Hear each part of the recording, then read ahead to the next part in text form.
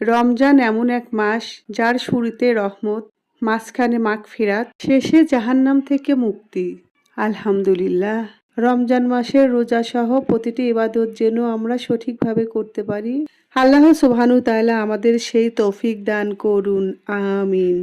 সারাদিন রোজা রেখে ইফতারির পরে বা শেষ রাতে ভাত খাওয়ার সত্যি ইচ্ছে করে না, কিন্তু এইভাবে একবার তরকারি রান্না করে খাবেন, দেখবেন খেতে খুবই মজা লাগছে। শুরুতে আমি বেশি করে পেঁয়াজ কুচি, কাঁচামরিচ, হলুদ, মরিচ, ধনিয়ার গুঁড়া এবং স্বাদমতো লবণ দিয়ে খুব ভালো করে এটা মাখিয়ে নিলাম। এরপরে আমি টমেটো কুচি আর ছোট মাছ মানে কাচকি মাছ দিয়ে হালকা হাতে একটু মাখিয়ে নিব। কাচকি মাছ এবং টমেটো দুটোই নরম, বেশি মাখামাখি করলে গলে যাবে। আমার কাছে ধনেপাতা ছিল না, তাই দিতে পারলাম না। ধনেপাতা দিলে আরো বেশি মজা হয়। এখন অল্প একটু পানি দিয়ে আমি রান্নাটা বসিয়ে দিলাম।